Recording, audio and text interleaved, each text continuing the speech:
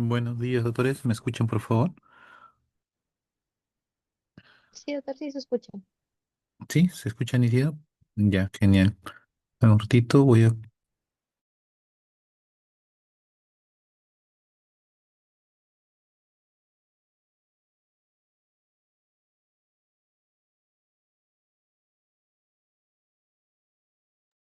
Bien, doctores. Ante todo, saludarlos. Van mis disculpas. Había una situación en el hospital, me tuve que quedar de largo, así es que no hubo problemas, es que no pude llegar a la universidad. Así es que vamos a tener que hacer la actividad básicamente por vía Zoom, ¿ya? Para no perder clases. Nos falta todavía avanzar esta clase y en realidad son dos clases, ¿no? Se relaciona mucho esta clase que tiene que ver con la parte de la sexualidad y no es en función a específicamente a los ciclos LH, FSH, ciclo menstrual, no. Es cómo es la conducta del ser humano ante la sexualidad. Y eso tiene que ver específicamente de cómo tú asumes la sexualidad, qué es para ti la sexualidad, cómo el ser humano puede distorsionar la sexualidad. Y vienen las patologías, ¿no? Cómo eso puede hacer que un ser humano pueda perder su rumbo y ver las cosas de manera diferente, ¿no? ¿Ya? Entonces, vamos a entenderlo. Yo le voy a poner una connotación más bíblica, ¿ya? Más, ¿cómo les puedo decir? Orientado más a la parte de dos clases, ¿no? Cristiana o no cristiana, ¿ya? Entonces vamos a empezar. Incline sus rostros, doctores, y vamos a orar. Amado Padre en los cielos, te damos gracias, Dios, por tus cuidados, la oportunidad que tú nos das de poder estar y aquí presente y poder seguir aprendiendo. Y queremos que tú, Dios, seas quien dirija nuestras actitudes, pensamientos, emociones y sobre todo, Dios, que nos permita entender a nuestros pacientes para poderlos ayudar. Acompáñanos, oh Dios, te lo pido en el nombre de tu Hijo, amado Jesús. Amén. A ver, les voy a poner así en tela de juicio y ustedes mismos van a entender lo siguiente. De esta clase que vamos a hacer ahorita, que viene con la sexualidad, que por cierto también tendría que enseñarles la parte de la sexualidad, de lo que son las fases de la sexualidad, ¿no? Del acto sexual, mejor dicho, que es la fase de deseo, de excitación, orgásmica y de resolución, ¿no? Que son las fases que tiene toda parte de acto sexual. Y quiero partir de la siguiente pregunta, y eso me van a decir ustedes. ¿Sabían que desde un punto de vista cristiano, una de las más grandes debilidades que ha tenido el cristianismo durante la historia es la parte de la sexualidad? Es decir, dejar que tu parte emocional, instintiva, de placer, predomine por sobre tu capacidad racional. ¿Sí? Y ustedes dirán, doctor, pero este, si uno está eh, enfocado, sabe lo que quiere, esa parte real no tendría por qué básicamente afectarnos, ¿no? Si uno está enfocado, pero la cruda realidad es que no es tan simple, ¿ya?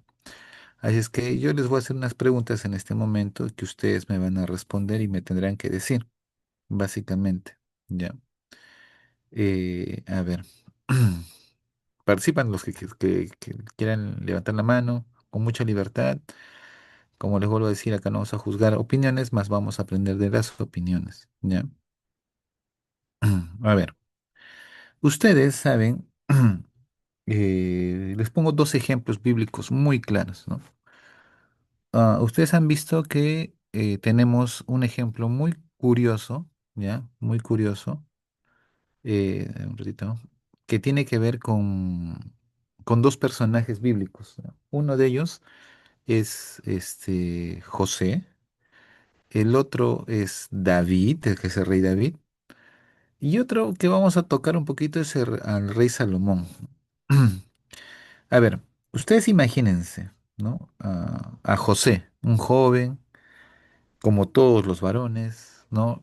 Curioso por conocerse, con su activación hormonal, con deseos, con impulsos. Y esto es lo que quiero que entiendan. O sea, el ser humano fue diseñado por Dios con todo lo que nosotros podemos sentir y experimentar. Es decir, deseos, placeres, eh, la parte de la excitación, todo es parte de un conjunto, ¿no? Entonces, aquel que lo quiera negar y decir, no, eso es malo, que es una de las actitudes de la Edad Media, no es correcto, porque estás negando lo que Dios puso en ti, ¿no? Entonces, yo no me imagino un José de piedra, ¿no? Yo me imagino un José humano que sentía emociones, sentía sensaciones, y básicamente esas emociones y sensaciones estaban siendo educadas y controladas, ¿no? Por una parte de su cerebro que le permitía poder tomar disquisición si lo que iba a hacer o no era correcto o no, ¿no? Un ejemplo, ¿se acuerdan? La esposa de Potifar, que lo vio a José, y José estuvo a solas con la esposa de Potifar, a solas, ¿ah? En esa época no existía cámaras, no existía celulares que tomaban fotos, ¿no? Parecía Ampay, ¿no? Todo era escondido, ¿ah? Todo era, o sea, lo que pasaba ahí quedaba ahí, nadie miraba, nadie podía, y si lo que sucedía y quedaban callados, nadie más se enteraba, ¿no? Entonces, José estuvo en ese contexto y estuvo expuesto a una tentación, y él, no crean que al ver una dama que era muy agraciada, muy simpática, y fue tentado, le propusieron situaciones a escondidas, él pudo haber dicho que sí, ¿no? Pero hubo un contexto que vamos a ver ahora en el por qué les quiero enseñar esta parte de mecanismos de neuroendocrinos de la contexto humana, que hicieron que él pudiese decir no. Y eso viene porque en su mente, en su educación, en su memoria, eh, había factores que él puso por sobre, ¿no? Y a eso hablamos el control cortical. Su corteza cerebral racionalizó y dijo, muy bien, esto es así, de esta manera, ¿no? Ahora, y él pasó esa prueba, pero no vamos a decir que nunca tuvo emociones o deseos, no, eso es natural, es parte del ser humano. Vamos al otro ejemplo, que es David. David era un joven que desde muy niño estuvo dedicado a Dios, tanto así que Dios lo usó para hacer actividades como, por ejemplo, matar un oso, un león, y para gloria así de cosas inexplicables, matar a un gigante, no con armas, sino con una piedra, ¿no? Entonces, David fue una persona, y nadie lo va a negar, conectada con Dios de una manera muy interesante. Entonces, uno se pregunta y dice, está bien, pero David también es joven y tiene deseos, tiene emociones. Piensa en la parte sexual. Me imagino que así como muchos jóvenes han ido aprendiéndolo, señoritas van aprendiendo sobre el acto sexual, hay curiosidades y tanto David como José eran muchachos y jóvenes y tenían esas curiosidades, así es que comenzaron a desarrollarlas. Pero algo pasó con David, que esa parte de la sexualidad fue lo que hizo que tuviese su declive. ¿Ya? En pocas palabras, doctor, pero su corteza cerebral sí controlaba, sí, sí lo controlaba. Pero algo sucedió, algo pasó, por lo cual esa corteza ya no lo controló y él tuvo que tomar una actitud.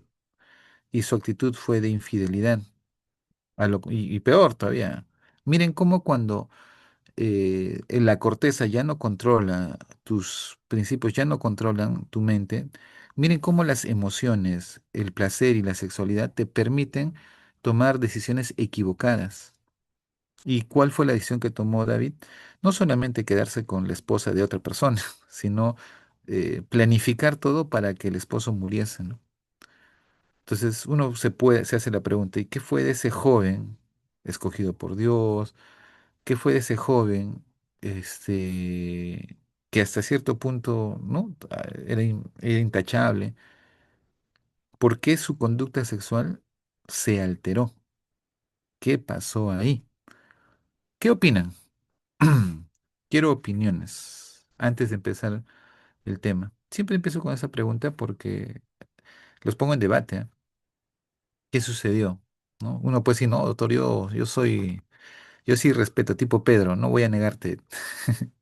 Yo sí voy a lograr esto, controlar esto, ¿no? Y otros de repente agarran y dicen, ¿no? Son sinceros y dicen, no, ¿cuál fue la diferencia? O sea, si ambos son dedicados a Dios, si ambos estaban consagrados, ambos tenían la presencia de Dios como parte de respetar, ¿por qué uno sí lo respetó y el otro no?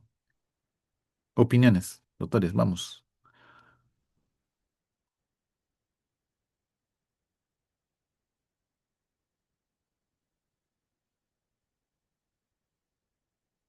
¿Nadie?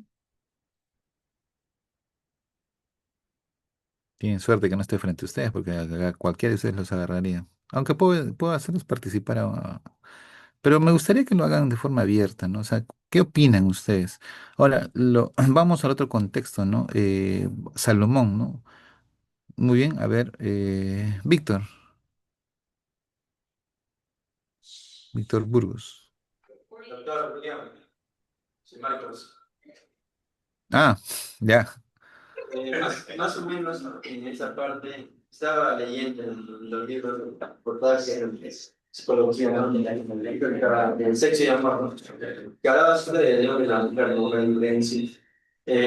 La psicóloga tenía algo interesante cuando mencionaba de... No se te escucha bien, Marcos, se escucha medio entrecortado o muy alejado, ¿no? O de repente te acercas al micrófono.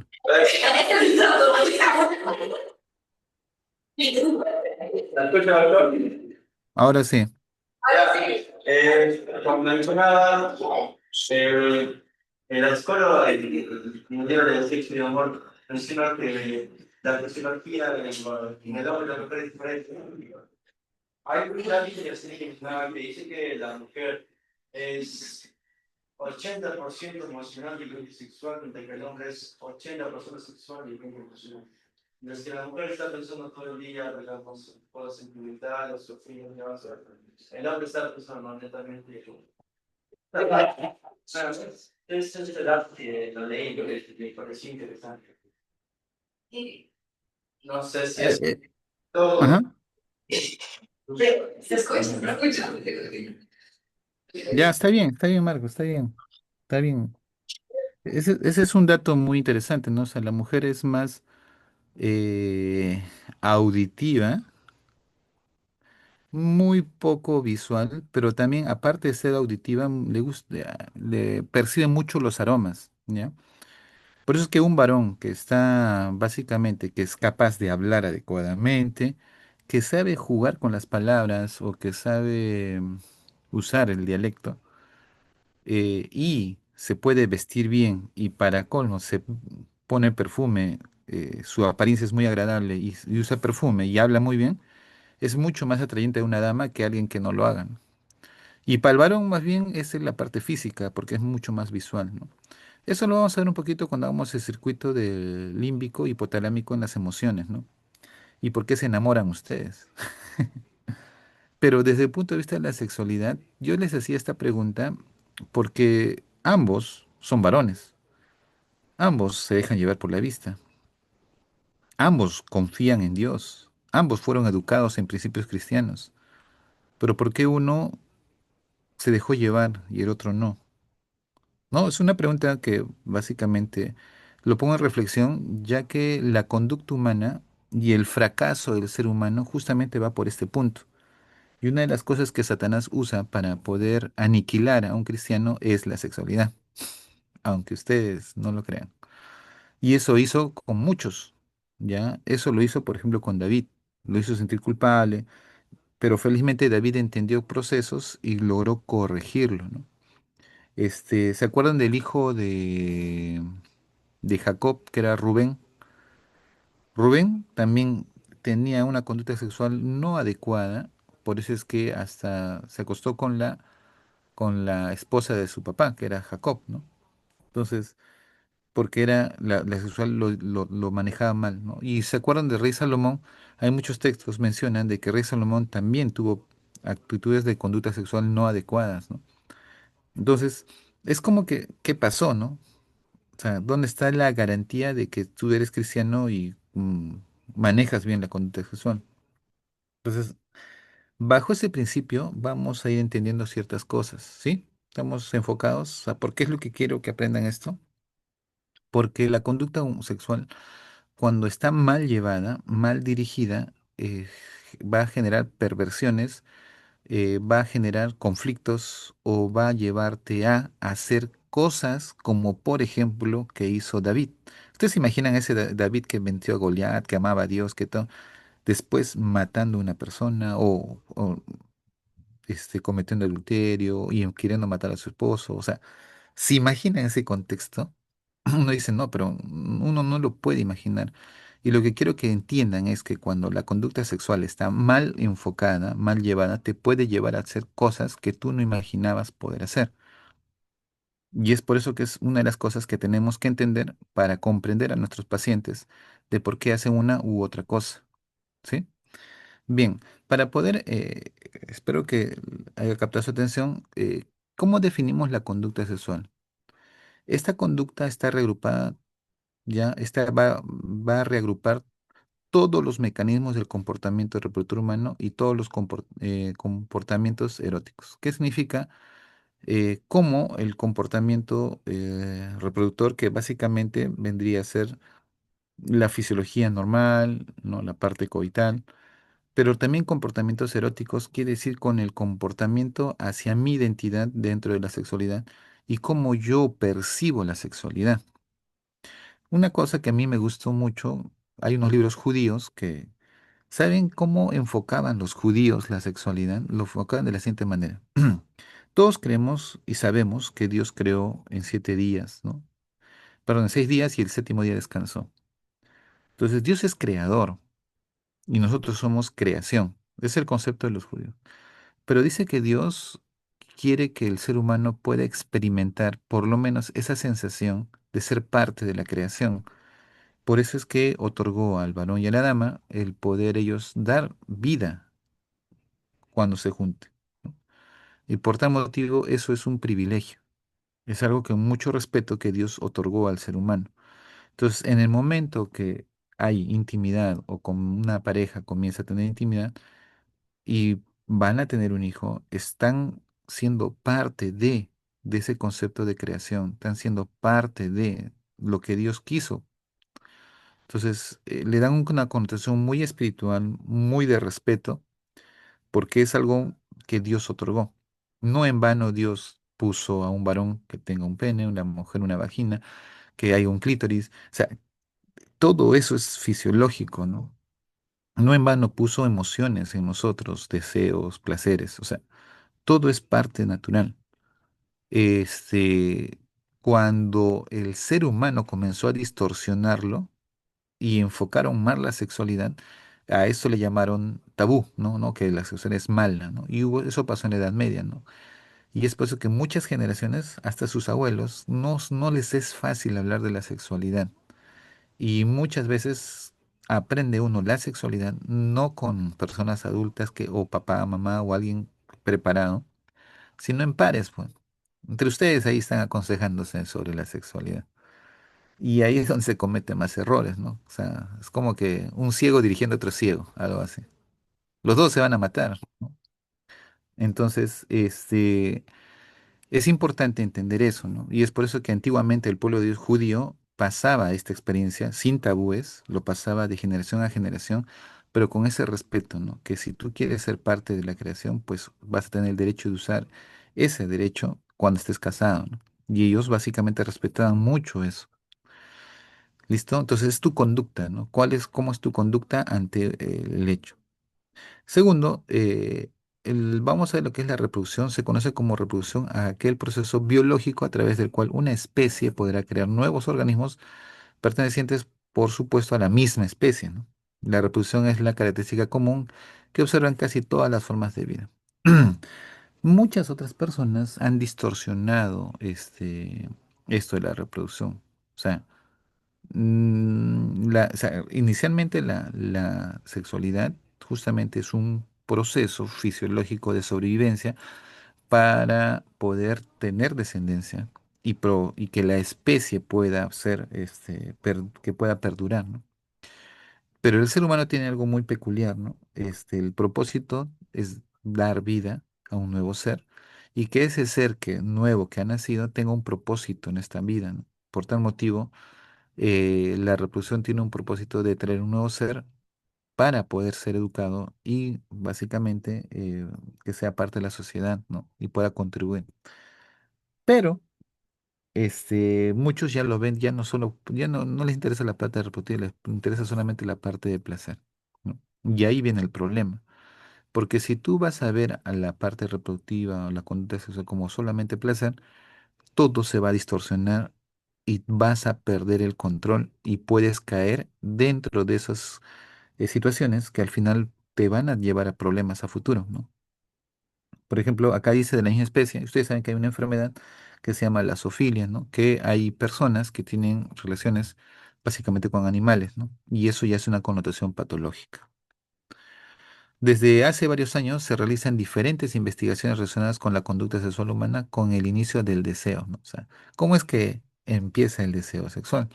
¿Cuál es la respuesta sexual ante ese deseo? ¿Cómo tu organismo, ¿no? va a actuar? Y otro es qué patologías van a intervenir en el éxito o no de esa experiencia sexual, ¿no?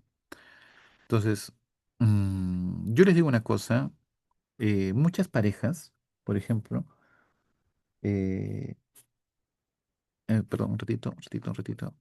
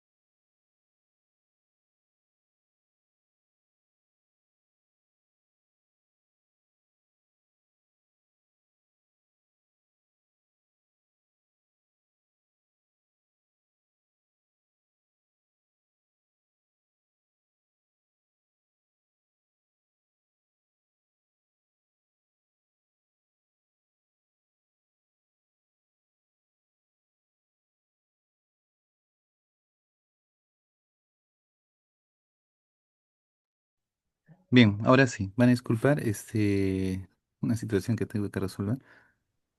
Bueno, espero que estén enfocados, ya sé dónde los quiero llevar, ¿no? Ya, entonces, una de las cosas que quiero que comprendan ustedes es que la sexualidad mal llevada, mal dirigida, puede generar problemas. ¿Ya? Ese es el primer concepto que quiero.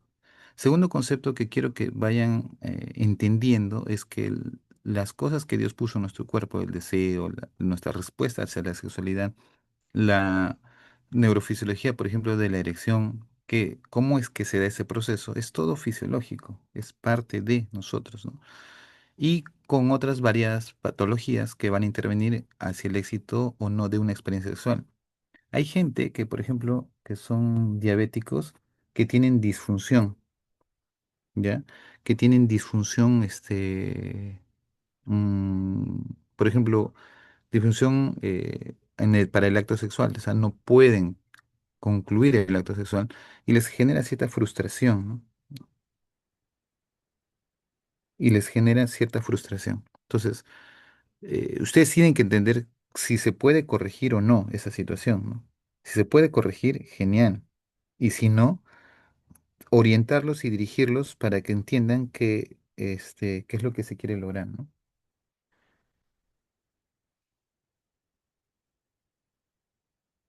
Así es que, bien, empezamos nuevamente.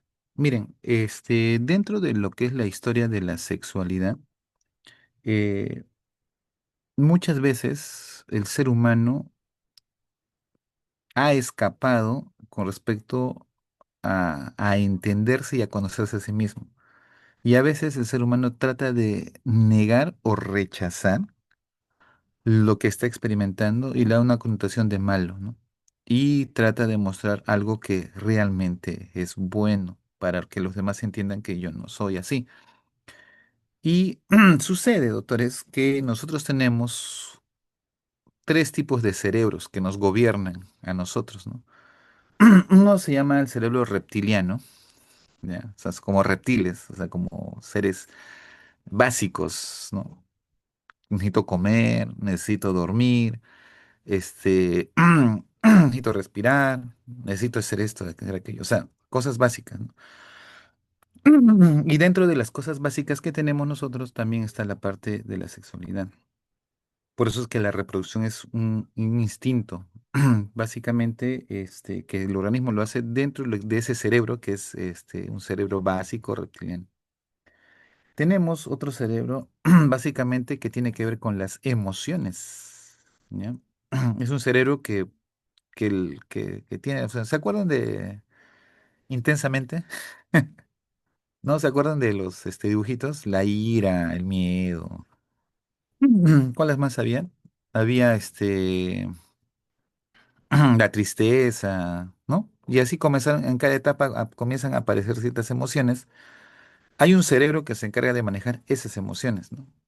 Y hay otro cerebro que vamos a ver que se va a encargar básicamente de controlar al reptiliano, de controlar a ese cerebro emocional.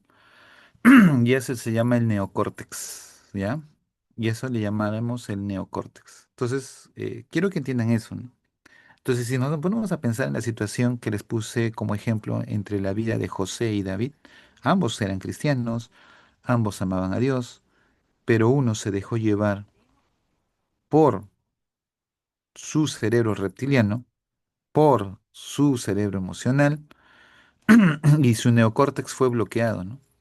Porque ¿quién en su sano juicio de ustedes, va a provocar matar a una persona? Ahorita que ustedes están emocionalmente equilibrados, están tranquilos, y ustedes pónganse a analizar, ¿provocarían la muerte de alguien? O sea, me dejo entender, o sea, ¿ustedes provocarían la muerte de alguien? Para que vean cómo cuando nuestro neocórtex deja de controlarnos, perdón, y nos quita ese control emocional, tú eres capaz de hacer cosas que nunca has imaginado. Y lo repito, ¿ustedes creen que David, que venció a Goliat, que amaba a Dios, se imaginaba de pequeño que iba a hacer eso? No, pues nadie lo imagina.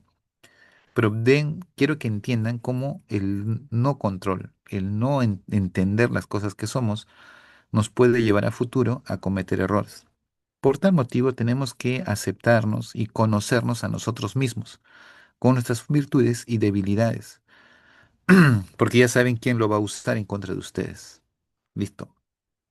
Bien, entonces vamos. Entonces tenemos tres tipos de cerebros. En esencia, el cerebro humano consta de tres formaciones o cerebros independientes. Independientes. Cada uno de estos cerebros posee su propia inteligencia, su propia subjetividad individual y su propio sentido del tiempo y del espacio, y su propia memoria, y además otras funciones, ¿ya? Un cerebro neocórtex, ¿ya? Básicamente es el cerebro que controla, que te da juicio, que te da principios, que te dice qué es lo bueno y lo malo, ¿no? Es el cerebro como es el maduro, algo así. De ahí tengo un cerebro que son de las emociones, como les mencionaba, que tiene que ver mucho con el sistema límbico, que es una clase que nos toca después. Y tenemos lo que es básicamente nuestro cerebro reptiliano, ¿no? Lo básico, lo elemental que nosotros somos, que nos quita todo juicio, nos quita todo, ¿no? Y si este reptiliano se mezcla con las emociones mal llevadas, doctores, podemos hasta hacer cosas que no imaginamos. Entonces tenemos el sistema cerebro reptiliano, al neocórtex y el sistema límbico, ¿ya? Miren, acá está. Reptiliano, el cerebro más básico. Límbico rodea al reptiliano. Y neocórtex. A ver, se los pongo así para que ya vayan entendiendo qué quiero. Adivinen qué es lo que está aquí, acá en el, en el reptiliano. ¿Qué, qué voy a tener acá? Ahí van a tener al hipo, al hipotálamo, ¿no? Ahí voy a tener al tálamo, hipotálamo, subtálamo, o sea, los tálamos. Entonces, quiero que entiendan que los tálamos tienen lo básico, temperatura, calor, hambre, frío, sed, regulación de la respiración, ¿no? Regulación de la frecuencia cardíaca, regulación básicamente del acto sexual, o sea, todo está ahí, ¿no? Por eso es que las hormonas del reptiliano son cortisol, LH, FSH, o sea, todo lo que tu organismo va a reaccionar de forma instintiva. Doctor, me está persiguiendo un perro. Se activa tu adrenalina, la adrenalina, tu suprarrenal va a secretar catecolaminas, tu cerebro va a decir a su ACTH, oye, ¿sabes qué? Necesitamos corticoida, vamos, queremos producir cortisol. O sea, me dejo entender, o sea, cada parte básica, elemental, ¿no? Va a haber efectos de la letina, grelina, en mi hipotálamo va a decir tengo hambre, tengo sed, saciedad, ¿no? O sea, elementos básicos, por eso se llama reptiliano. Lo que va a rodear a esto viene el sistema límbico y acá viene básicamente un sistema de emociones. O sea, todo esto que ustedes tienen acá le va a dar una connotación emocional. Doctor, tengo hambre, pero estoy molesto. Tengo hambre, pero me siento ansioso. Ya comí, me siento tranquilo, ¿no? Ya le agregas una connotación más emocional. Pero hasta ahí tú puedes desbordarte, ¿no? Y ahí viene el neocórtex, que viene a ser el cerebro regulador, el que te da capacidad de entender. Entonces, sucede, doctores, de que cuando tú no desarrollas tu neocórtex para aprender a controlar esto, que son conductas, aprendizajes, pues lamentablemente cuando llegue la intensidad no lo vas a controlar, ¿no? ¿Cuántas personas, por ejemplo, se han vuelto dependientes emocionales de otras personas, ¿no? Las relaciones sexuales, por ejemplo, muchas veces son distorsionadas.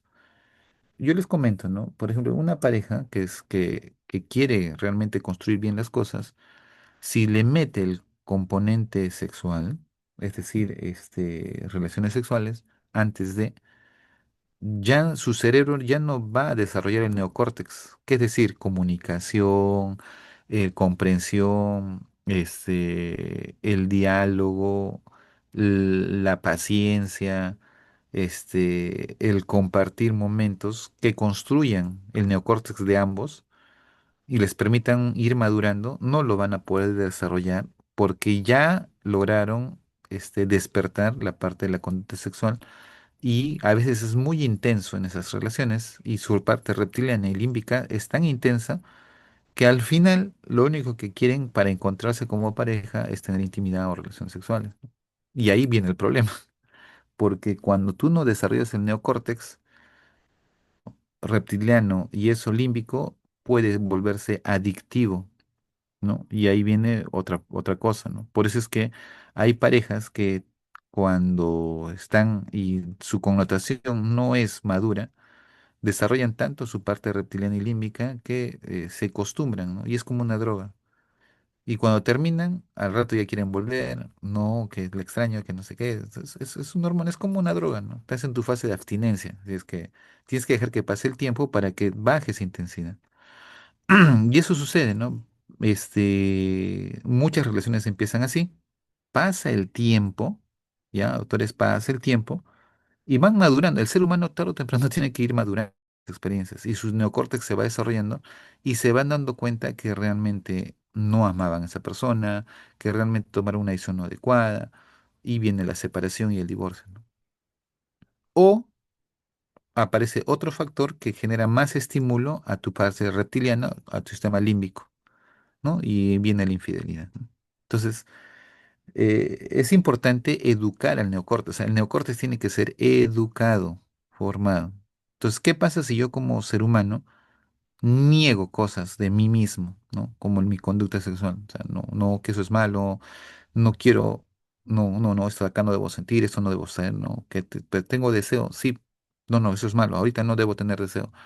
Vas inhibiendo, tu neocórtex nunca va a aprender a controlarlos, nunca tu neocórtex va a aprender a darle el lugar que necesita correctamente. Y cuando llegue el momento, te vas a desbordar, ¿no? Porque no educaste al neocórtex en función a lo que ibas sintiendo. Por eso es importante no escapar, sino entender, ¿ya? Y eso para todo en la vida. Entonces, hay que el cerebro reptiliano, no se olviden, ¿ya? Todos cerebro reptiliano. Funciones básicas, ¿ya? Funciones básicas. ¿Listo? Fisiológicas, primitivas, diría yo, ¿no? Pero felizmente Dios nos dio un neocórtex, felizmente. Ahora, hay una experiencia bien curiosa que te los voy a comentar. Miren, acá el neocórtex, ¿no? ¿Qué es el neocórtex? Conciencia, somos seres conscientes, doctores. Acá nada de que... Y esa conciencia va a controlar las emociones, ¿ya? Y nos da capacidades cognitivas, ¿ya? Por si acaso. Y adivinen quién es el principal segmento de la corteza que controla nuestras emociones y nuestro comportamiento, el lóbulo profrontal, ¿no? La parte frontal, ¿no? Nuestro lóbulo frontal es la que controla. Y ahí vamos a ver también que hay situaciones que ha habido accidentes donde se ha lesionado el lóbulo frontal. Y esas personas que eran tranquilas, educadas, corteses, se vuelven agresivas, responsables, agresivos y a veces muy irrespetuosos, ¿no? Entonces uno dice, uy, ¿qué pasó? No, no era una persona educada. Entonces, quiero que entiendan eso, ¿no? Uno puede cambiar cuando tu lóbulo frontal o tu corteza no es educada. Y el sistema límbico, emociones, pues, doctores. Ustedes se enamoran por su sistema límbico, ¿no? Por su hipotálamo, su amígdala.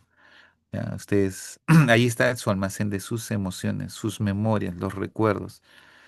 Su primer beso, su primer detalle, ¿no? Todo lo que tenga que ver con emociones, en los momentos más agradables que han tenido, está ahí en el sistema límbico, ¿no? También sus momentos desagradables, ¿no? Sustos, miedos, temores, por ejemplo, no, las cucarachas. De hecho, que vean una cucaracha, que comienzan a saltar, y su sistema límbico trae recuerdo y su cuerpo reacciona, ¿no? Entonces, ahí está toda la parte de la memoria, de los recuerdos y emociones, ¿no? De las experiencias, ¿no? Entonces, y ahí viene algo bien curioso, ¿no? La sexualidad, por ejemplo, cuando ha habido personas que han tenido violaciones, por ejemplo, su experiencia relacionada a la sexualidad es negativa, pues. Y el sistema límbico lo graba muy bien. Y como el sistema límbico y tu parte reptiliana van a trabajar ahí, es muy instintivo. Entonces, basta que esas personas quieran tener un contacto sexual, al toque hay un rechazo. Esas personas, yo he conversado con algunas personas, quieren tener su intimidad con su pareja, pero no lo pueden hacer, su cuerpo lo rechaza, ¿no? Entonces, ¿qué significa? Que su sistema límbico creó una memoria desagradable ante ese suceso. Y hay terapias, manejos que se puede hacer hasta que la persona pueda grabar nuevamente un recuerdo agradable ante un acto sexual. Y es un proceso, ¿no? También en el sistema límbico vamos a tener motivaciones, ¿no? ¿Qué nos motiva, ¿no? El sistema límbico también tiene parte de lo que son las orientaciones, ¿no? Memorias, ¿ya?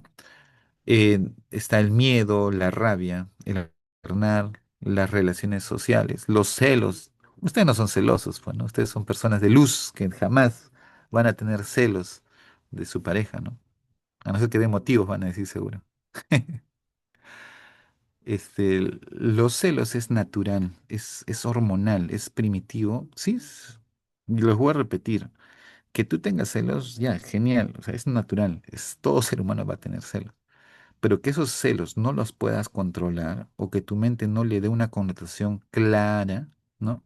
Ahí estamos hablando que ha habido un problema, que tu neocórtex todavía no ha aprendido a controlar.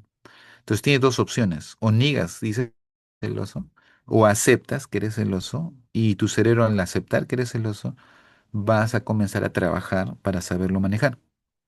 ¿Ya? Ahora existen celosos que son celopáticos, ¿no? Ya esos días patológicos, aquellos que llamamos tóxicos, ¿no? Ser celosos, doctores, no se olviden, ya patológico es cuando le quitas la libertad a la otra persona y quieres controlar la vida. Y nadie, absolutamente nadie, tiene el derecho de controlar la vida de otra persona. Todos somos libres y amamos de forma libre. Si Dios ni siquiera nos obliga, ¿por qué nosotros tenemos que obligar a una persona que nos ame como yo quiero? Hay mucha libertad en ese aspecto. Entonces, si tú eres una persona que tiene celos, pero sabes controlarlo y das libertad y no opacas a la otra persona, pues tus celos son fisiológicos y bueno, las vas a tener porque situaciones X van a presentarse. Pero si tú comienzas a quitarle espacio, comienzas a ahogar a la otra persona, le quitas voluntad, le quitas, eso ya es patológico, ¿no? Y eso sucede cuando no entienden qué es el celo. O sea, lo contrario, muchos justifican diciendo, yo te celo porque te amo. Y eso no es tanto así, ¿ya? Entonces, hay áreas involucradas en el sistema límbico y tienen que ver con la conducta sexual, ¿no? Y ahí tenemos al hipocampo, a la amígdala, al hipotálamo y las gónadas. Todos ellos interaccionan en el momento de tener y asumir una conducta sexual y una actividad sexual, ¿sí? Principalmente emociones, ¿ya? Emociones. Y el hipotálamo, la acción como tal, ¿no? Entonces, pues, mientras tienen actividad, por eso producen taquicardia, hay lubricación, se activa el sistema simpático parasimpático, la parte sacra, mis niveles de glucosa van a subir porque mi nivel de cortisol también va a subir, o sea, todo tu sistema hipotalámico va a estar, ¿no? Tu vista, tu audición, tus olores, tus percepciones van a incrementarse, ¿no? Tu amígdala tiene que ver con si es agradable o no agradable ese momento y de función con el hipocampo, que también es el donde se guardan las memorias de las experiencias que se tuvo. Todo eso en conjunto te va a dar la conducta y el acto que estás desarrollando, ¿no? Entonces no se olviden hipocampo, influencia modulada de la tumescencia genital, regulando por tanto la afluencia de volumen sanguíneo al aparato genital, por ejemplo, ¿no? Lo cual es hasta la actualidad el índice más fiable para medir la excitación y la respuesta sexual. ¿Cómo yo sé que la persona ya está entrando en una fase de excitación? Básicamente aumentando el flujo sanguíneo, no solamente a nivel corporal, sino a nivel genitales. En el varón sería el pene y en la mujer sería el clítoris, ¿no? Y ese es un indicativo de incremento de sexualidad, ¿no? O sea, del deseo y la excitación. Es como un punto de partida. ¿Quién se encarga de manejar todo eso? El hipocampo, ¿ya? La amígdala. Por eso es que, ahora lo curioso es que si hablamos esto en el varón, es mucho más evidente y ha pasado. Y muchos han visto una dama, les ha agradado, y ¡pum! ¿No? Cuando uno es adolescente y una erección. Y el chico de la vergüenza se queda sentado o no camina, ¿no? Hasta que le pase. Entonces, ¿por qué? Porque su cuerpo reacciona, pues, y eso es natural, ¿no? Pero se van a dar cuenta que cuando pasa el tiempo, eso ya se controla, eso ya se educa, ¿no? Y uno puede manejar situaciones. Al comienzo, tal vez cuando uno es adolescente, no.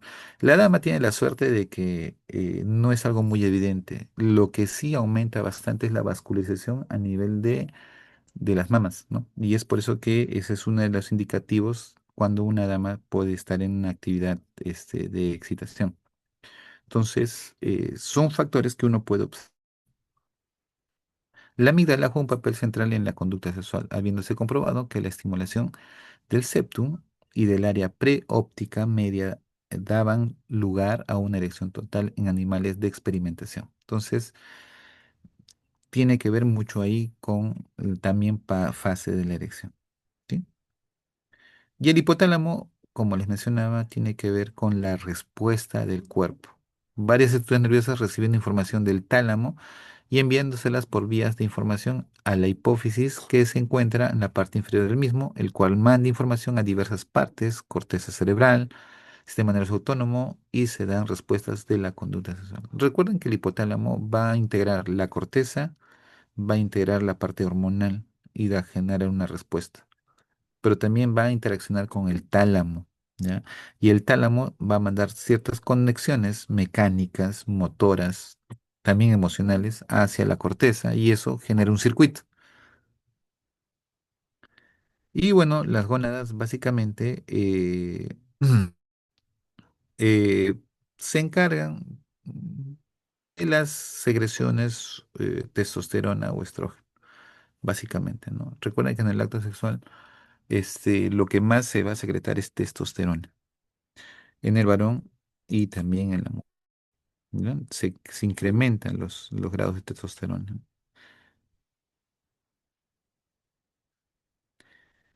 Bueno, tanto en las gónadas femeninas, recuerden ustedes que hay fases de desarrollo sexual, caracteres secundarios que ustedes ya han aprendido dentro de la fisiología del desarrollo. Y en las femeninas también hay características que también se van a ir presentando como caracteres secundarios ¿no? Ahora, vamos aquí a entender. Cuando una persona, yo les digo así, cuando una persona no educa, no se conoce, niega lo que siente, y su neocórtex no lo logra educar y no lo va tarde o temprano podría generar una perversión, un trastorno. Y eso es lo que hizo David, o sea, generó una perversión porque el hecho de querer matar a alguien para tener a otra persona, y es una conducta, que su conducta sexual lo llevó a descontrolarse, ¿no? Entonces, los trastornos sexuales se caracterizan por una alteración de los procesos del ciclo de la respuesta sexual o por dolor asociado con relación al acto sexual, ¿no? Hay trastornos. El ciclo completo de respuesta puede dividir en deseo, excitación, orgasmo y resolución. No se olviden, la conducta dentro del acto sexual viene el deseo, la excitación, el orgasmo y la resolución, que es la fase de caída. Si nosotros nos ponemos a analizar, el deseo se activa mediantemente por los sentidos. Y lo vuelvo a repetir. Visión, varones, como muy bien comentó Omar. Este, audición, mujeres. mm, olor también, bastante las mujeres. Entonces, el varón es mucho más visual. Eso sí, no lo vamos a negar, ¿no? Entonces, y empieza el deseo, ¿no? Observas una persona, deseas, te despierta tu parte sexual. Y si eso continúa, viene una fase de excitación, ¿no? Que básicamente en el acto sexual viene a ser el contacto físico, ¿no? Básicamente, contacto físico.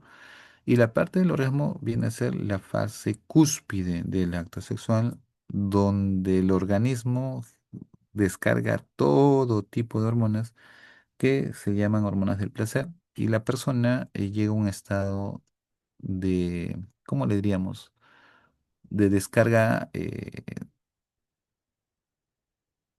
y de control emocional desde un punto de vista de tranquilidad. Y después de eso viene la parte de resolución, ¿no? Ustedes han escuchado que los orgasmos en varón y mujeres son diferentes, que la mujer es más multiorgásmica y el varón básicamente normalmente tiene uno hasta máximo dos podría ser, ¿no? Pero ese es en función a las características del orgasmo, pero en intensidad, en la forma de producción es similar, ¿ya? Es similar. La solución básicamente es la parte de caída, donde todo el organismo, la taquicardia y todos los efectos van disminuyendo. Ahora, ustedes van a leer la literatura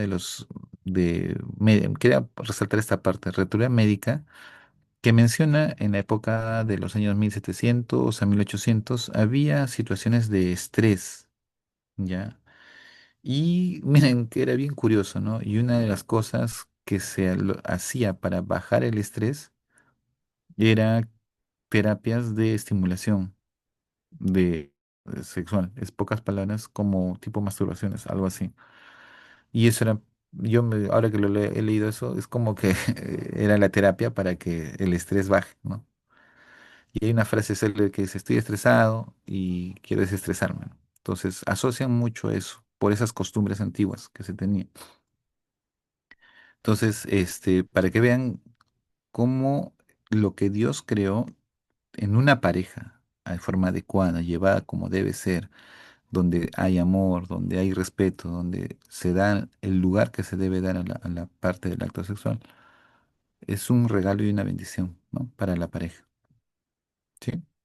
Llevado de forma correcta, donde tu neocórtex sabe por qué estás haciéndolo, y no orientado netamente a un placer como un animal que puede tener intimidad y punto, ¿no? Sino que somos seres racionales, ¿ya? Cuando un trastorno afecta la conducta sexual, se verá afectada la reproducción humana. Y eso también es cierto, ¿no? Por ejemplo, lo fisiológico es que las parejas sean varón-mujer. Y pues, es igual, y es parte de la reproducción y es parte de la creación. Pero la sociedad ha comenzado a distorsionar esto y ahora existen eh, ya nuevas formas de parejas, ¿no? Aceptadas por la sociedad, que es básicamente varón-varón, mujer-mujer, ¿no? Entonces, y lo curioso es que eso se le da una connotación de normalidad. Y eso es curioso, ¿no? El ser humano es muy peculiar porque lo malo lo puede volver después normal, ¿no? Y eso, como sociedad ya es aceptado, ¿no? Entonces, hay ustedes, si por ahí no hablas mal, se te cataloga como una persona que está atentando contra los derechos de una persona. Es discriminador, ¿no? Entonces, como hijos de Dios, creo que nosotros aceptamos, tenemos amigos, este, no los juzgamos, nunca se les va a tratar mal, ¿no? Pero no significa que yo tengo que aceptar ese principio, ¿no? Como parte mía o como parte de mi vida, ¿no? Pero sin quitarle el valor a la otra persona, ¿no? Entonces, es una situación muy compleja que ustedes van a tener que aprender a manejar, ¿no? Y ahí surgen las famosas enfermedades, como para las parafilias, ¿no? ¿Qué es una parafilia? Básicamente, esencialmente consiste en que el individuo tiene unas necesidades sexuales intensas y recurrentes que generalmente suponen objetos no humanos, sufrimiento o humillación, ¿no? Ismo, ¿no? Golpes, látigos, o que les atraen niños, o por ejemplo, hay personas que, este, me acuerdo de un paciente que decían, yo con mi pareja puedo tener intimidad dormida. Si está despierta, no, solo cuando duerme.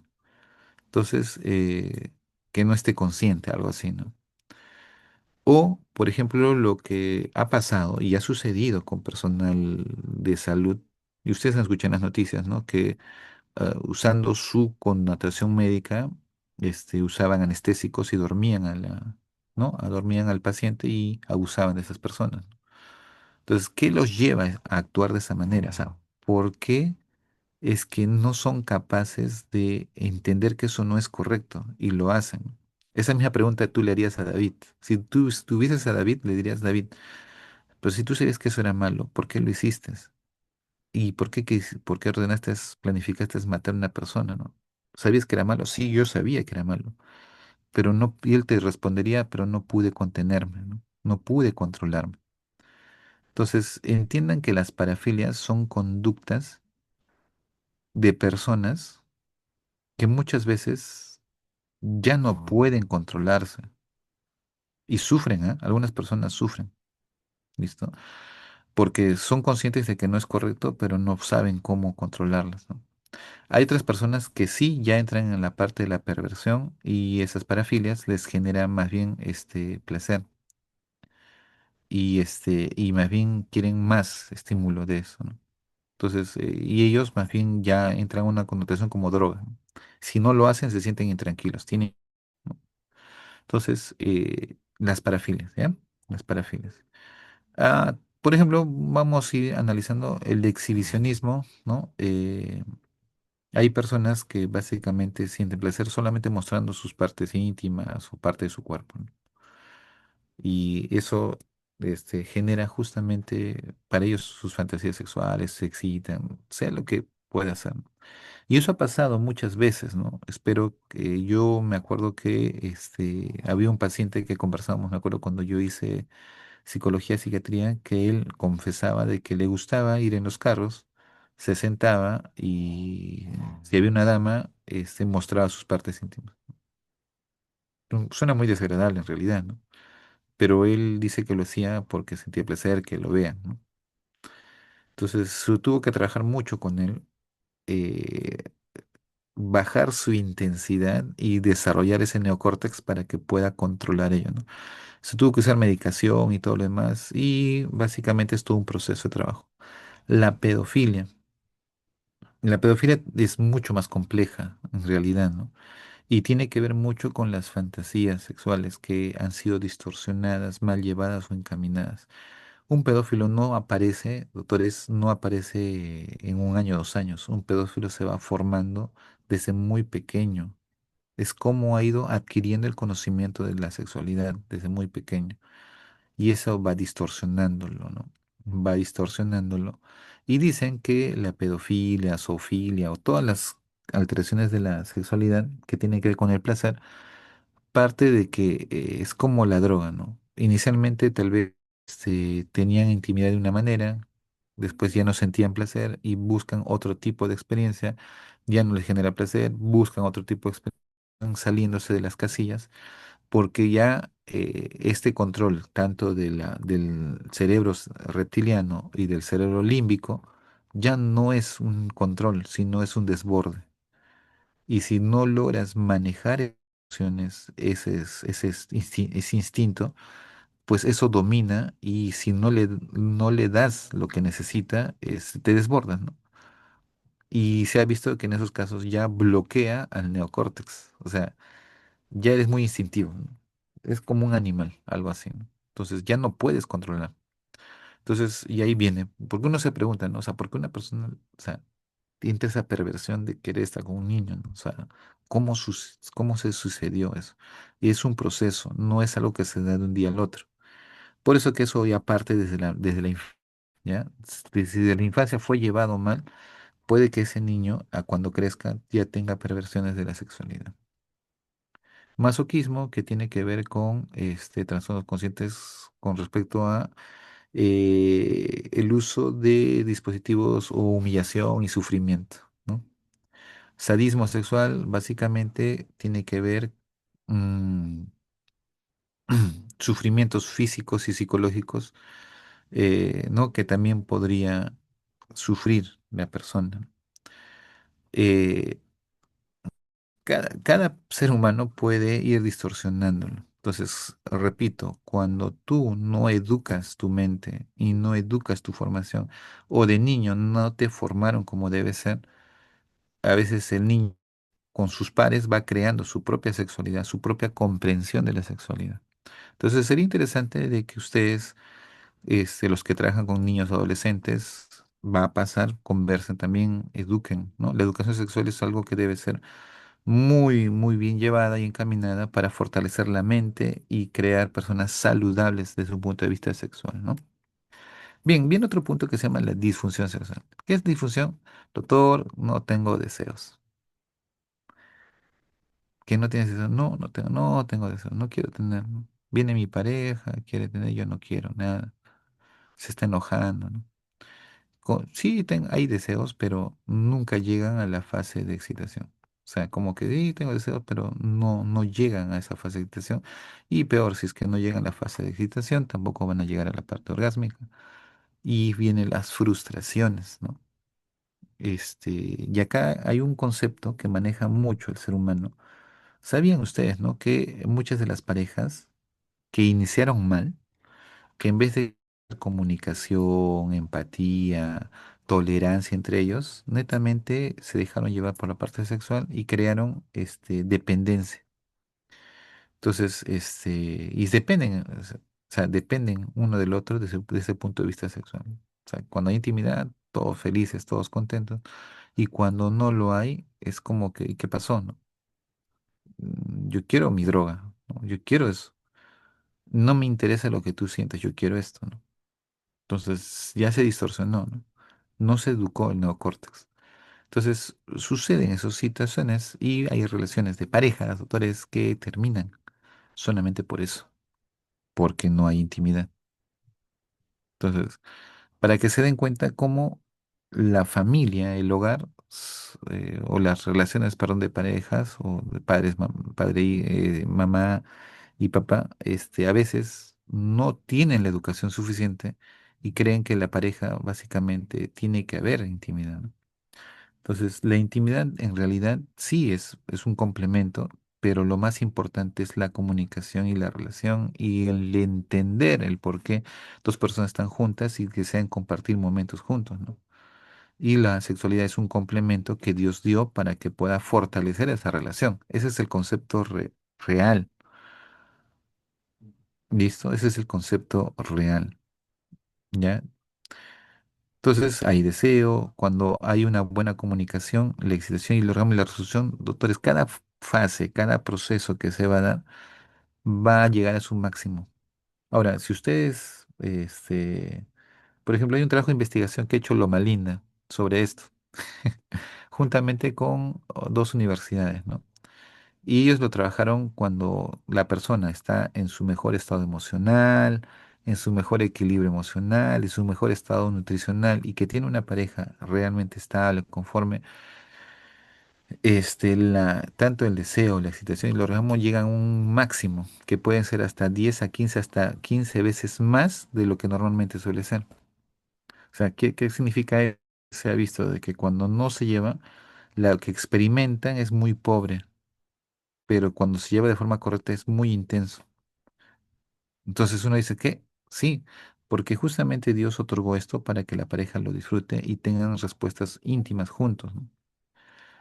¿Listo? Entonces, sí, hay muchos trabajos que dicen que cuando hay un equilibrio emocional con la pareja adecuada, con el respeto adecuado, entonces los resultados de conexión son mucho mejores.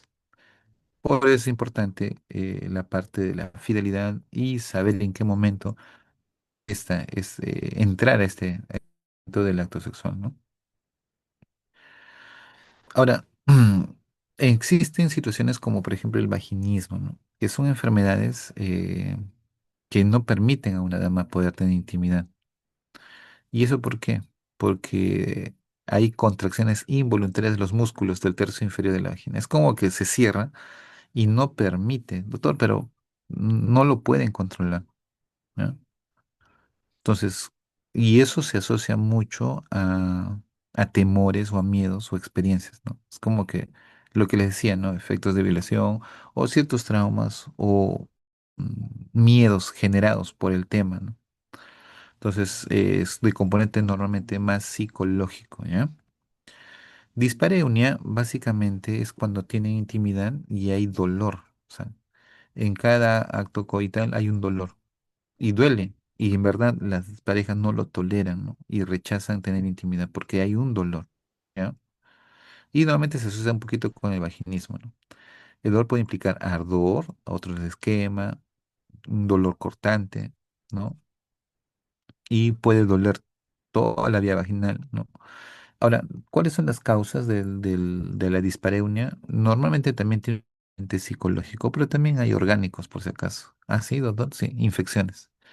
Hemos tenido casos de parejas que tenían infecciones CTS, ¿no? Y la inflamación al momento de la relación sexual genera dolor y dispareunia, ¿no?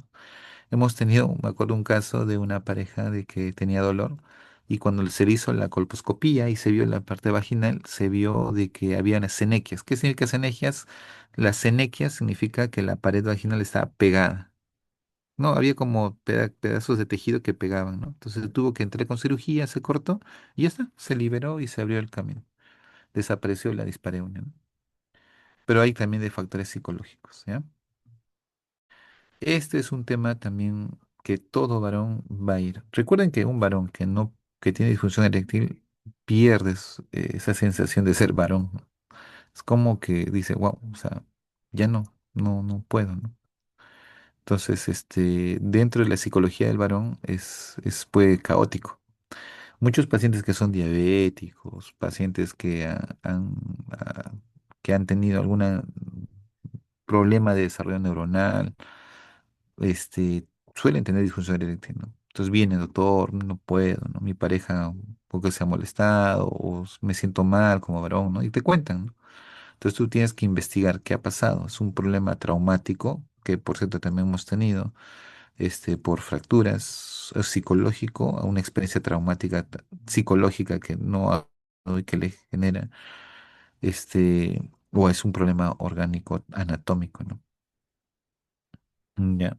Ahora, a veces también es el temor, ¿no? Yo me acuerdo que había un joven que decía, doctor, me he casado, pero no tengo problemas. Y era por el miedo, por el temor, ¿no? Y poco a poco fue desarrollando y aprendiendo y se educó.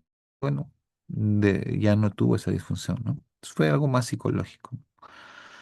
Y el otro se llama la famosa anorgasmia, ¿no? Aquellas personas que no llegan a tener orgasmos, ¿no? Y eso también puede ser orgánico, ¿no? Hemos tenido casos de pacientes que tenían adenomas a nivel cerebral y no sentían. Fueron operados y recién se corrigió el problema, ¿no? Puede ser orgánico, pero también puede ser funcional o psicológico, ¿ya? ¿Listo? No solo- Hay varios tipos de anorgasmia que es primaria, secundaria, absoluta, relativa, situacional, ¿no? Con conclusión, pueden ser orgánicas y psicológicas. El otro problema de la parte de la sexualidad es la infertilidad. Cuando hablamos de infertilidad es la incapacidad para quedar embarazada después de 12 meses de relaciones sin protección y se denomina infertilidad primaria. La infertilidad puede ser tanto por el varón como por la mujer. Si es varón, impotencia, fuma, toma o deficiencia de hormonas como testosterona. Y en caso de la mujer, básicamente al ciclos menstruales alterados, enfermedades de transmisión sexual o quistes o los famosos ovarios poliquísticos, ¿no? Entonces, todos ellos generan muchas veces infertilidad. Y el otro es eyaculación precoz. Y acá quería resaltar, tengan cuidado porque todo el sistema funciona como una maquinaria, ¿ya? Todo funciona como una maquinaria. Entonces, como toda maquinaria, si tú lo vas a usar antes de tiempo, lo vas a desgastar o lo vas a reprogramar de una forma equivocada, entonces ahí viene el problema, ¿no? Por ejemplo, acá quiero hablar un poquito de la masturbación. La masturbación en realidad sí es una experiencia que muchos jóvenes quieren experimentar o damas, pero es una experiencia de aprendizaje o de curiosidad, más no es un estilo de vida o una forma de vida, ¿no? Entonces, ha habido personas jóvenes que desde muy pequeños han empezado a masturbarse y el problema es que el cerebro ha entendido de que el placer viene solamente al momento de la eyaculación. Y en su cerebro de ellos no están las fases del placer, como por ejemplo el deseo, ¿no? Después del deseo viene la excitación y de ahí viene la parte orgásmica. Entonces, la masturbación netamente los lleva a ellos a experimentar más la parte de excitación y distorsionan la parte orgásmica y distorsionan la parte del deseo y es por eso que cuando ya realmente tienen que actuar como parte de la pareja, no lo saben controlar. Entonces viene eyaculación precoz, ¿no? Eyaculan antes de tiempo. Y eso ya genera un problema, ¿no? Como que, uy, ¿qué pasó, no?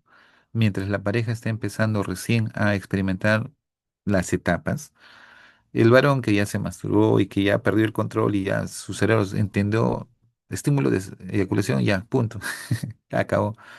Entonces es como que, uy, ¿qué pasó? Se cortó todo, ¿no? Y la otra persona comienza a sentir como que, bueno, no logro yo llegar, ¿no?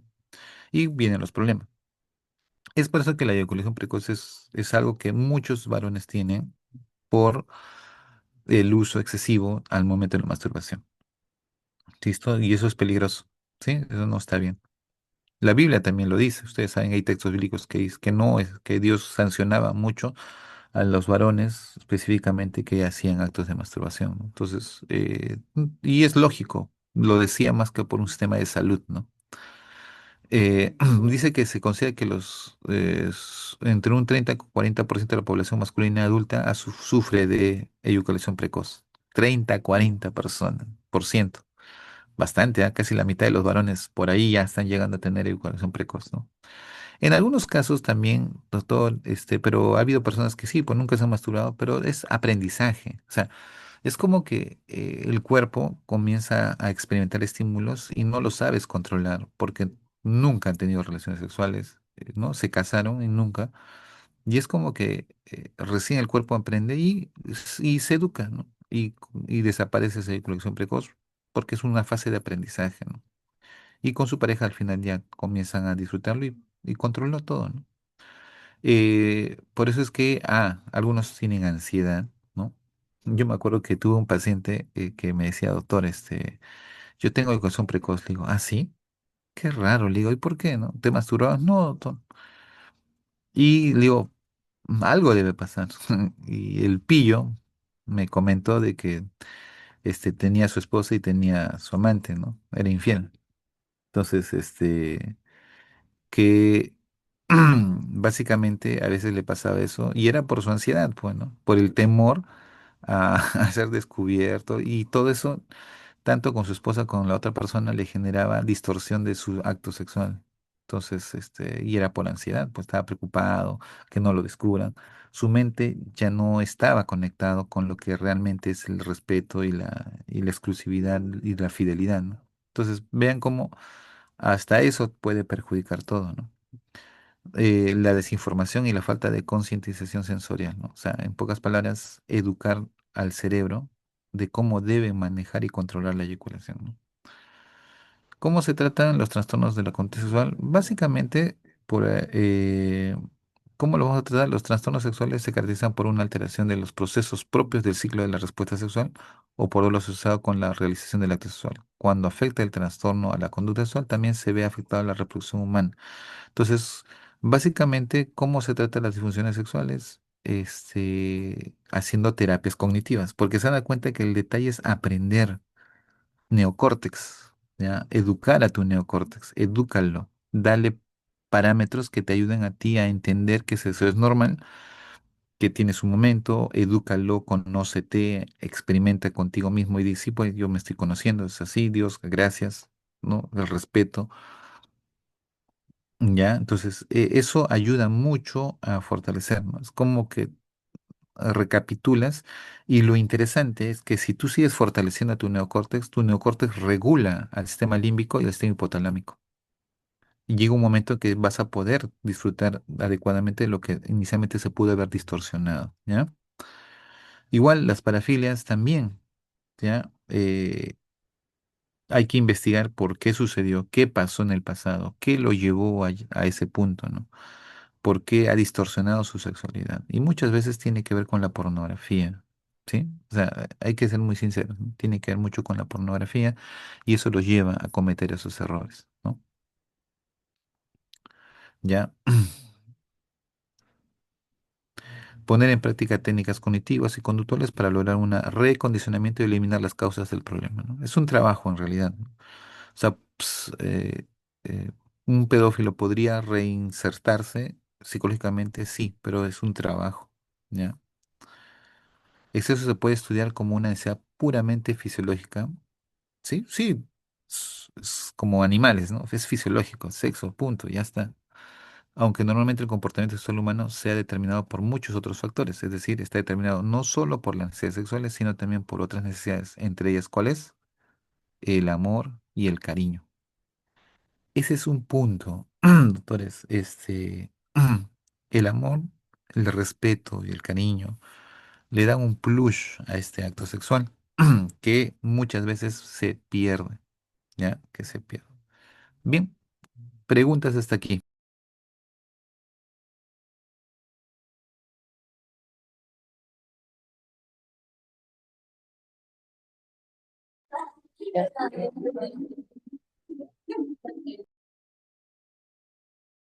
Preguntas, doctores.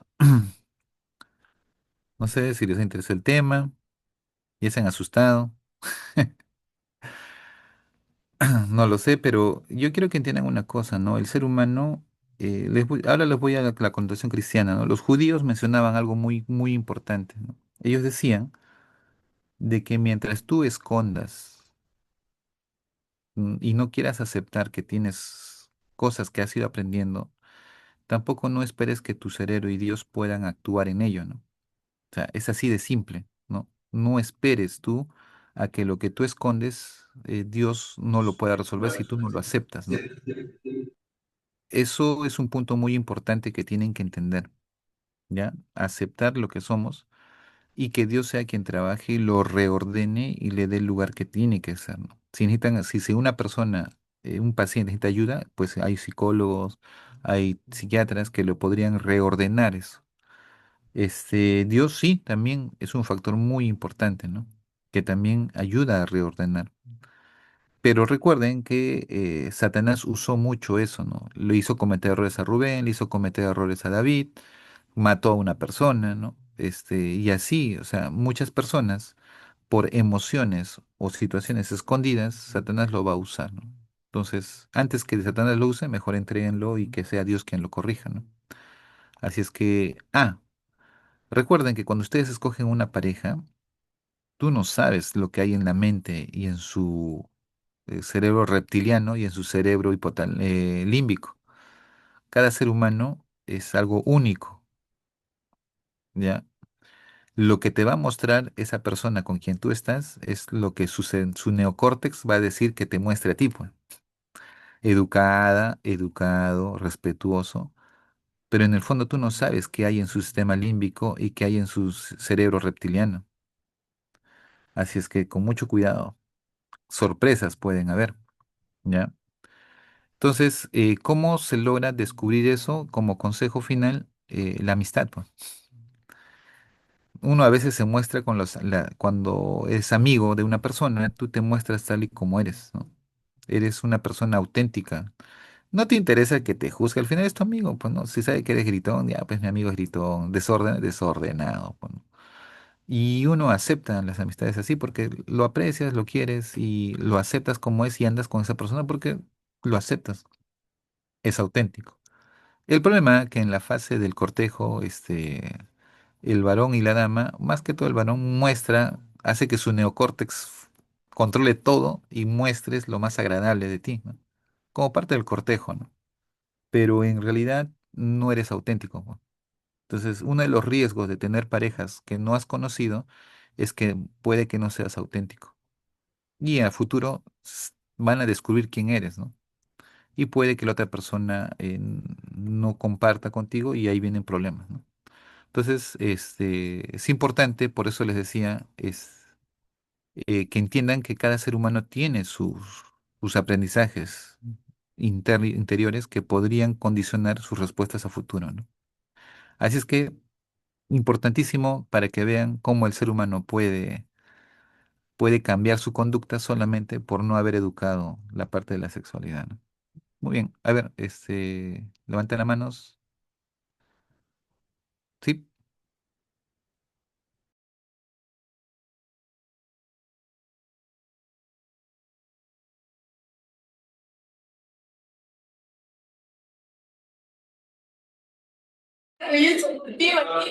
¿Escucha? Una pregunta. He visto que ha levantado el de mi custodio la mano. ¿Quién ha levantado la mano? ¿Una pregunta? ¿Algo? ¿Me escucha? Sí. De acuerdo. Más que todo para acotar, hay un versículo en la Biblia, doctor, donde menciona que, creo que está en Proverbios 46, donde dice, ¿no?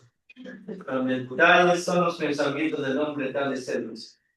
Eso quiere decir que qué tipo de pensamientos puede albergar un hombre va a manifestar en su manera de actuar. Sean pensamientos negativos, positivos, o manifiestos. Es lo que dice, ¿no? Exactamente, se nos basamos en la parte bíblica. Ajá, correcto, ¿no? Este, ese, es correcto, eso es correcto, ¿no? Donde está tu mente está tu corazón, ¿no? Pero eso sí, o sea, no dejen de aceptar quiénes son, pues. Una de las cosas, equivocadas que a veces la iglesia nos lleva es a mostrar lo que no somos, porque la iglesia quiere que mostremos lo lado bonito, ¿no? Y negamos lo que realmente somos y no dejamos que Dios trabaje en eso, porque lo escondemos. Entonces, no, hay que ser auténticos, ¿no? Sean quienes son, ¿no? Punto. Y corrijan y mejoren, ¿sí? Es importante eso, ¿no? Y que su mente sepa y su neocórtex se eduque, por si acaso, tiene que estar educado. Y eso es un proceso. Bien, doctores, creo que la hora nos está ganando. Voy a dejar de ya, espero que les haya gustado el tema. En realidad hay una parte mucho más desarrollada que se llama la fisiología del acto sexual. O sea, cómo se da cada uno de los procesos, ¿no? Vamos a poner mayores de 18 años, vamos a poner ahí. Ya, ya chicos, entonces nos faltaría solamente un tema para ponernos al día, que sería el tema básicamente de las emociones, ¿ya? Las emociones. Ahí, por ejemplo, ¿por qué se enamoran y por qué es tan difícil olvidarse de esa persona? ¿Y qué tendría que yo hacer, yo que domino la fisiología, qué tendría que yo hacer para olvidarme o dejar de pensar en esa persona? O, o de repente esa nunca la vas a poder olvidar, ¿no? Y va a quedar en tu mente toda la vida, ¿no? O qué procesos se van a dar para poder yo, que ya no esté en una esfera de afectación emocional, sino en una esfera de recuerdo y quede almacenado como un recuerdo. Entonces, es interesante cómo el sistema límbico hipocámpico y el hipotálamo actúan ahí, ¿no? Entonces, eso va a ser en la siguiente clase. Yo voy a quedar con sus delegados para poder tocar ese punto, ¿no? Porque también he visto que mucha gente eh, fracasa por eso, porque no saben manejar sus emociones y cometen errores al tomar decisiones, ¿no? Recuerden que una de las decisiones más grandes de la vida es buscar quién te va a acompañar, ¿no? O te hundes o creces, ¿no? Ese es un punto muy importante. Ya chicos, entonces, ya quedamos con sus delegados y gracias chicos, van a disculpar por no haber estado presente. Es más divertido conversarlo con ustedes, pero ya habrá el momento. Ya chicos, nos vemos, cuídense, gracias. Adiós, profe. Ya, nos vemos, chao, chao. Creo que la general